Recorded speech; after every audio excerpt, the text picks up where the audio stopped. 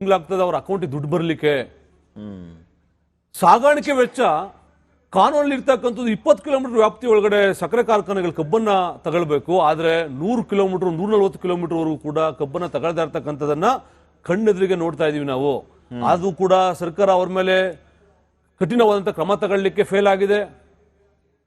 ಇದುವರೆಗೂ ಬಾಕಿ ರಿಲೀಸ್ ಮಾಡೋದು ಕೂಡ ಬಾಕಿ ಕೊಡಿಸ್ಲಿಕ್ಕೆ ಕೂಡ ಸಾಧ್ಯ ಆಗಿಲ್ಲ ಸರ್ಕಾರದಿಂದ. ಸುಮ್ಮನೆ ಕಣ್ಣೊರೆಸ್ತಕ್ಕಂತ ಹೇಳ್ತಕ್ಕಂಥದ್ದು. 8 ದಿವಸಗಳ ಕಾಲ ಜಿಲ್ಲಾಡಳಿತ ಹೋಗಿ ಮಾತಾಡ್ತದೆ ಅಂತ ಹೇಳ್ತಾ ಇದ್ರು. 29 ಕಾರ್ಖಾನೆಗಳು ರಾಜ್ಯದಲ್ಲಿ ಇರ್ತಕ್ಕಂಥ ಏನು ಕಾರ್ಯನಿರ್ವಹಿಸ್ತಕ್ಕಂಥ 79 ಕಾರ್ಖಾನೆಗಳ ಪೈಕಿ 29 ಕಾರ್ಖಾನೆಗಳು ಬೆಳಗಾಂ ಜಿಲ್ಲೆಯಲ್ಲಿ ಇರ್ತಕ್ಕಂಥದ್ದು. 5 ಲಕ್ಷ ಹೆಕ್ಟರ್ ಪ್ರದೇಶ ಬೆಳೀತಕ್ಕಂಥದ್ದು ಇಡೀ ರಾಜ್ಯದಲ್ಲಿ ಇರ್ತಕ್ಕಂಥ ಬೆಳಗಾಂ ಜಿಲ್ಲೆಯಲ್ಲಿ ಇರ್ತಕ್ಕಂಥದ್ದು. 5 ಲಕ್ಷ ಹೆಕ್ಟರ್ ಪ್ರದೇಶ ಬೆಳೀತಕ್ಕಂಥ ಕಬ್ಬು ಬೆಳೆಗಾರ ಇರ್ತಕ್ಕಂಥ ಬೆಳಗಾಂ ಜಿಲ್ಲೆಯಲ್ಲಿ ಮಾನ್ಯ ಸತೀಶ್ ಜಾರಕಿಹೊಳಿ ಅಲ್ಲೇ ಇದ್ದಾರೆ, ಶಿವಾನಂದ ಪಾಟೀಲ್ ಸಾಹೇಬ್ರು ಅಲ್ಲೇ ಇದ್ದಾರೆ. ಯಾರು ಕೂಡ ಹೋಗಿ ಮಾತಾಡ್ಸ್ಲಿಕ್ಕಿಲ್ಲ. ಅಂದ್ರೆ ಧೈರ್ಯ ಇಲ್ಲ. ತಾವು ಮಾಡಿರ್ತಕ್ಕಂಥ ದ್ರೋಹ ಏನಿದೆ ರೈತರಿಗೆ, ಆ ಕಾರಣಕ್ಕಾಗಿ ಮಾತಾಡ್ಸ್ಲಿಕ್ಕೆ ಅವ್ರಿಗೆ ಧೈರ್ಯ ಇಲ್ಲ. ಇದೇ ರೀತಿ ಆದ್ರೆ ರೈತರ ತಾಳ್ಮೆಯ ಕಟ್ಟೆ ಹೊಡೆದ್ರೆ ಯಾವ ಸರ್ಕಾರ ಯಾವ ಸಿದ್ದರಾಮಯ್ಯರು ಕೂಡ ಏನು ಮಾಡೋಕ್ಕಾಗೋದಿಲ್ಲ. ಕೂಡ್ಲೆ ಅವ್ರಿಗೆ ನೆರವಿಗೆ ಧಾವಿಸ್ಬೇಕು. ರೈತರ ಕೇಳ್ತಿರ್ತಕ್ಕಂಥ ಅಷ್ಟು ಕೂಡ ಏನಿದೆ ಬೇಡಿಕೆಗಳಿದೆ, ನ್ಯಾಯಯುತವಾದಂತ ಬೇಡಿಕೆಗಳವು. ನ್ಯಾಯಯುತವಾದಂತ ಬೇಡಿಕೆಗಳು ಅದನ್ನ ಕೂಡ್ಲೆ ಗಂಭೀರವಾಗಿ ಪರಿಗಣಿಸಿ ಸಾಲ್ವ್ ಮಾಡ್ತಕ್ಕಂಥ ಕೆಲಸವನ್ನ ಮಾನ್ಯ ಸಿದ್ದರಾಮಯ್ಯನವರು ಕೂಡಲೇ ಬಗೆಹರಿಸಬೇಕು. ಸಿದ್ದರಾಮಯ್ಯ ಇಲ್ಲಿ ಕೂತ್ಕೊಂಡು ಕರೀತಕ್ಕಂತಲ್ಲ ಮೀಟಿಂಗು. ಇವತ್ತು ಹೇಳಿದ್ರೆ ನಾಳೆ ಮೀಟಿಂಗ್ ಕರಿತೀವಿ ರೈತರು ವಿಧಾನಸೌಧದಲ್ಲಿ ಕೂತ್ಕೊಂಡು ಮಾತಾಡ್ತಕ್ಕಂತಲ್ಲ. ಸಿಎಂ ನವರೇ ಕೂಡ ಸಿಎಂ ಅವರೇನೆ ಬೆಳಗಾವಿಗೆ ಹೋಗ್ಬೇಕು, ರೈತರು ಕೂತಿರ್ತಕ್ಕಂಥ ಪ್ಲೇಸ್ಗೆ ಹೋಗ್ಬೇಕು. ಅಲ್ಲಿ ನಾನು ಇದೀನಿ, ನಿಮ್ಮ ಸಮಸ್ಯೆಗಳ ಪಟ್ಟಿಯನ್ನ ಕೂಡಲೇ ನೀವು ಕೊಡಿ, ನಾನು ಇವಾಗ ನಿನ್ನ ಸಮಸ್ಯೆ ಬಗೆಹರಿಸ್ತೀನಿ ಅಂತಕ್ಕಂಥ ಮಾತನ್ನು ಹೇಳಬೇಕು ಅಂತಕ್ಕಂಥ ಆಗ್ರಹವನ್ನು ನಾನು ನಿಮ್ಮ ಮಾಧ್ಯಮದ ಮೂಲಕ ಹೇಳಲಿಕ್ಕೆ ಬಯಸ್ತೀನಿ. ಇನ್ನು ಎಲ್ಲಾ ಅತಿಥಿಗಳನ್ನ ಮಾತಾಡಿಸ್ಲಿಕ್ಕಿದೆ. ನಮ್ಮ ಜೊತೆಗೆ ಈಗ ಇಂಚಗೇರಿ ಶ್ರೀಮಠದ ಪರಮ ಪೂಜ್ಯ ಶಶಿಕಾಂತ್ ಗುರೂಜಿ ಅವರು ನೇರ ಸಂಪರ್ಕದಲ್ಲಿ ಜಾಯ್ನ್ ಆಗಿದ್ದಾರೆ.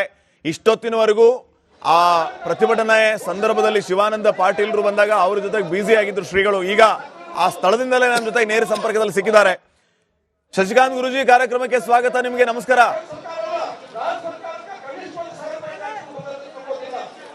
ನಮಸ್ಕಾರ ಸರ್. ನಮಸ್ಕಾರ. ಏನೇನಾಯ್ತು? ಶಿವಾನಂದ ಪಾಟೀಲ್ರು ಬಂದಿದ್ರು, ಈ ಸಂದರ್ಭದಲ್ಲಿ ಏನಾಯ್ತು? ನಿಮ್ಮ ಬೇಡಿಕೆ ಏನು, ಏನ್ ಕಂಡೀಷನ್? ಅದಕ್ಕೆ ಸರ್ಕಾರ ಶಿವಾನಂದ ಪಾಟೀಲ್ರು ಒಪ್ಪಿದ್ರ?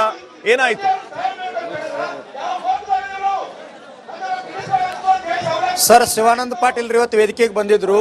ಬಂದವ್ರು ಏನ್ ಹೇಳಿದ್ರು ಅಂತಂದ್ರೆ, ಗುರುಜಿ ನಮಗೆ 2 ದಿನ ಸಮಯ ಕೊಡ್ರಿ, ನಾ ಬೇಡಿಕೆ ಈಡೇರಿಸ್ತೀನಿ, ಹೋರಾಟ ಹಿಂದೆ ತಕೊಂಡು ಒಂದು 20 ಜನ ನಿಯೋಗ ತಗೊಂಡು ನಾನು ಸಿಎಂಗೆ ಭೇಟಿ ಮಾಡಿಸ್ತೀವಿ ಅಂತ ಹೇಳಿದಾಗ ನಾವೇನ್ ಹೇಳಿದೀವಿ, ಮಾಧ್ಯಮದ ಮುಂದೆ ಇಷ್ಟು ರೇಟ್ ಕೊಡ್ತೀನಿ ಅಂತ ಹೇಳಿ ಮಾತು ಕೊಟ್ರೆ ಹೋರಾಟ ಹಿಂದೆ ತಗೊಳ್ತೀವಿ, ಇಲ್ಲಾಂದ್ರೆ ನೀವೇ ಸಿಎಂ ಜೊತೆ ಚರ್ಚೆ ಮಾಡಿ ನಾಳೆ ನಾಡಿದ್ದು 2 ದಿನ ಸಮಯ ತಗೊಳ್ರಿ, ನಾಡಿದ್ದು ಬಂದು ಹೇಳದೇ ಇದ್ರೆ ಇಡೀ ರಾಜ್ಯ ಹೆದ್ದಾರಿ ಬಂದ್ ಮಾಡ್ತಕ್ಕಂಥ ಕರೆ ಕೊಡ್ತೀವಿ ಅಂತೇಳಿ ನಾವು ಅವ್ರಿಗೆ ವಾಪಸ್ ಕಳಿಸುವಂತ ಕೆಲಸ ಮಾಡಿದ್ವಿ ಸರ್. ಅಂದ್ರೆ ಈಗ ನಾಳೆ ಬಂದು ಹೇಳೋದಲ್ಲ, ಅವರು ನಾಡಿದ್ದುವರೆಗೂ ಟೈಮ್ ಕೊಟ್ಟಿದ್ದೀರಿ. ನಾಡಿದ್ದು ಸಂಜೆ ತಿಳಿಸ್ಬೇಕಾ ನಿಮ್ಗೆ? ನಾಳೆ ಸಂಜೆ ಅಲ್ಲ,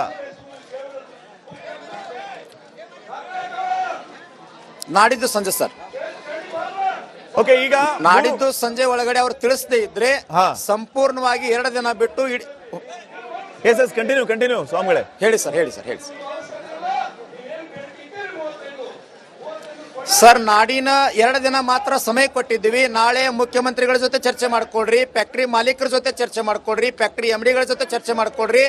ಸರ್ಕಾರ ನೇರವಾಗಿ ಒಂದು 15 ಇಂಟಿಮೇಷನ್ ಕೊಟ್ಟು ನೀವು ಫ್ಯಾಕ್ಟರಿ ಮಾಲಕರು 3500 ರೂಪಾಯಿ ಬಿಲ್ ಕೊಡಬೇಕಂತೇಳಿ ಆಜ್ಞೆ ಮಾಡಿ ಆ ನ್ಯಾಯಯುತವಾದಂತ ಬೇಡಿಕೆಯನ್ನು ತಗೊಂಡು ಬಂದು ಇಲ್ಲಿ ಸರ್ಕಾರದ ಪರವಾಗಿ ರೈತರಿಗೆ ನ್ಯಾಯ ಕೊಡಿಸ್ತಕ್ಕಂಥ ಕೆಲಸ ಮಾಡ್ಬೇಕಂತೇಳಿ ಶಿವಾನಂದ ಪಾಟೀಲ್ ನಾವು ಒತ್ತಾಯವನ್ನು ಮಾಡಿದೀವಿ.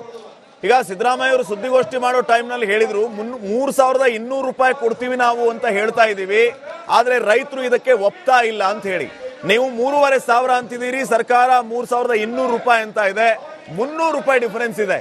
ಸರ್ಕಾರ ಯಾಕೆ ರೈತರನ್ನ ಇಷ್ಟು ಕೀಳಾಗಿ ಕಾಣ್ತಾ ಇದೆ ಅನ್ನುವಂತಹ ಅಭಿಪ್ರಾಯಗಳು ಕೂಡ ಸಾರ್ವಜನಿಕ ವಲಯದಲ್ಲಿ ಕೇಳಿ ಬಂದು, 300 ರೂಪಾಯಿ ದೊಡ್ಡದ ಸರ್ಕಾರಕ್ಕೆ ಅನ್ನುವಂತ ಪ್ರಶ್ನೆಗಳು ಬಂದ್ವು.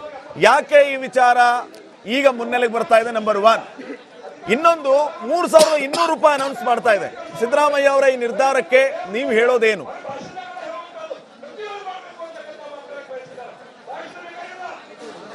ಸರ್, ಸನ್ಮಾನ್ಯ ಸಿದ್ದರಾಮಯ್ಯನವ್ರಿಗೆ ನಾನು ಎಲ್ಲಾ ರೈತರ ಪರವಾಗಿ ವಿನಂತಿ ಮಾಡ್ಕೊಳ್ತೀನಿ. ನಾನು ನಂಜುಂಡ ಸ್ವಾಮಿ ಅವರ ಶಿಷ್ಯ, ಅವ್ರ ಗರಡಿ ಒಳಗೆ ಬೆಳೆದವನು, ಅವರಿಂದ ನಾನು ರಾಜಕೀಯ ಕಲ್ತೀನಿ ಅಂತ ಹೇಳ್ತಾರ.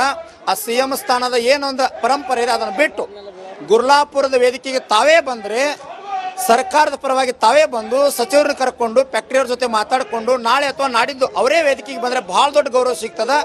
ಮಹಾರಾಷ್ಟ್ರದೊಳಗೆ 3410 ರೂಪಾಯಿ ಕೊಡ್ತಾ ಇದ್ದಾರೆ, ಮತ್ತೊಂದು ಫ್ಯಾಕ್ಟರಿ 3550 ಕೊಡ್ತಾ ಇದ್ದಾರೆ. ಉತ್ತರ ಪ್ರದೇಶದೊಳಗೆ 3800 4000 ಘೋಷಣೆ ಆಗ್ತಾ ಇದೆ. ಗುಜರಾತ್ ಒಳಗೆ 4500 ಇದೆ. ಎಲ್ಲ ರಾಜ್ಯಗಳನ್ನ ನೋಡ್ಕೊಳ್ಬೇಕು. ಮುಖ್ಯಮಂತ್ರಿಗಳ ಗಟ್ಟಿ ನಿರ್ಧಾರ ಮಾಡಿದ್ರೆ ರೈತರಿಗೆ ನ್ಯಾಯ ಕೊಡಿಸಬಹುದು ಅಂತಕ್ಕಂಥದ್ದನ್ನ ಸಿದ್ದರಾಮಯ್ಯ ಸಾಹೇಬರು ತಿಳ್ಕೋಬೇಕು. ರೈತರಿಗೆ ನ್ಯಾಯ ಕೊಡಿಸ್ತಕ್ಕಂಥ ಕೆಲಸ ಮಾಡಬೇಕು ಅವರು. ಸರ್ಕಾರಕ್ಕೆ ಏನ್ ಸಮಸ್ಯೆ? ಯಾಕೆ ಬೆಂಬಲ ಬೆಲೆ ಕೊಡೋದಕ್ಕೆ ಒಪ್ತಾ ಇಲ್ಲ? ಇಷ್ಟೊಂದು ಹಗ್ಗ ಜಗ್ಗಾಟ ಯಾಕೆ?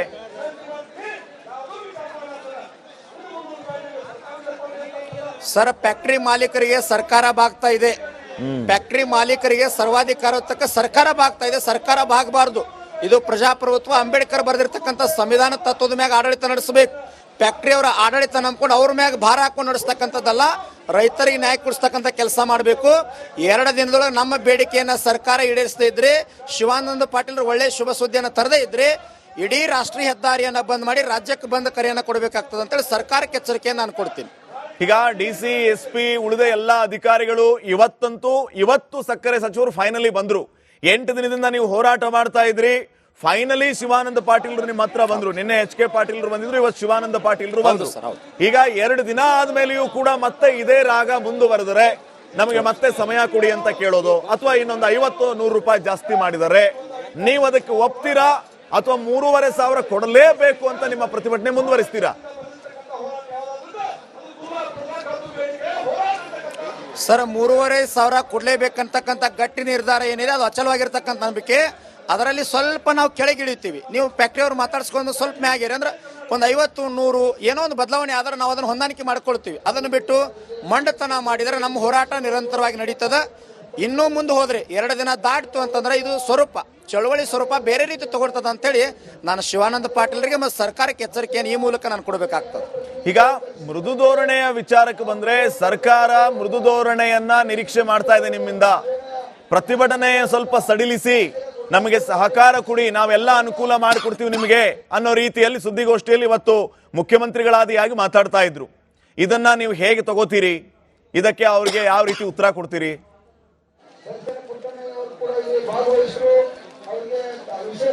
ಸರ್, ನಾವು ನಾಳೆ ರಾಷ್ಟ್ರೀಯ ಹೆದ್ದಾರಿ ಬಂದ್ ಮಾಡ್ತಾ ಇದ್ದೀವಿ. ಸರ್ಕಾರದ ಸ್ಪಂದನೆಗೆ ನಾವು ಗೌರವ ಕೊಟ್ಟು 2 ದಿನ ಹೋರಾಟವನ್ನು ಮುಂದೆ ಹಾಕಿದ್ದೀವಿ. ಗುರ್ಲಾಪುರದ ವೇದಿಕೆ ಏನಿದೆ ನಿರಂತರವಾಗಿ ಮುಂದುವರಿಯುತ್ತದೆ. 2 ದಿನ ಆದ ನಂತರ ನಾವು ಶಾಂತತೆಯನ್ನು ಕಳ್ಕೋಬೇಕಾಗ್ತದೆ. ಯಾಕಂದ್ರೆ 16 ಲಕ್ಷ ಜನ ನಮ್ಮನ್ನು ನಂಬಿ ಬರ್ತಾ ಇದ್ದಾರೆ. ಒಂದು ವೇಳೆ ನಾವೇನಾದರೂ ಕರ್ನಾಟಕ ರಾಜ್ಯ ರೈತ ಸಂಘ ಹಸಿರು ಸೇನೆಯಿಂದ 31 ಜಿಲ್ಲೆ ಕರೆ ಕೊಟ್ಟರೆ 30-40 ಲಕ್ಷ ಜನ ಸೇರ್ತಕ್ಕಂಥ ನಿರೀಕ್ಷೆ ಇದೆ. ಅದನ್ನು ಮಾಡ್ಕೋಬಾರ ಸರ್ಕಾರ ಬಂದು ಗೌರವಯುತವಾಗಿ ಸಮಸ್ಯೆನ ಬಗೆಹರಿಸ್ಕೊಳ್ಬೇಕಂತೇಳಿ ಅನ್ನದಾತರ ಪರವಾಗಿ ನಾನು ವಿನಂತಿಯನ್ನು ಮಾಡ್ಕೊಳ್ತೀನಿ ಸರ್ಕಾರಕ್ಕೆ. ಇಂಚಗೇರಿ ಶ್ರೀಗಳೇ, ಸರ್, ನಾವು ನಾಳೆ ರಾಷ್ಟ್ರೀಯ ಹೆದ್ದಾರಿ ಬಂದ್ ಮಾಡ್ತಾ ಇದ್ದೀವಿ. ಸರ್ಕಾರದ ಸ್ಪಂದನೆಗೆ ನಾವು ಗೌರವ ಕೊಟ್ಟು 2 ದಿನ ಹೋರಾಟವನ್ನು ಮುಂದೆ ಹಾಕಿದ್ದೀವಿ. ಗುರ್ಲಾಪುರದ ವೇದಿಕೆ ಏನಿದೆ ನಿರಂತರವಾಗಿ ಮುಂದುವರಿಯುತ್ತದೆ. 2 ದಿನ ಆದ ನಂತರ ನಾವು ಶಾಂತತೆಯನ್ನು ಕಳ್ಕೋಬೇಕಾಗ್ತದೆ. ಯಾಕಂದ್ರೆ 16 ಲಕ್ಷ ಜನ ನಮ್ಮನ್ನು ನಂಬಿ ಬರ್ತಾ ಇದ್ದಾರೆ.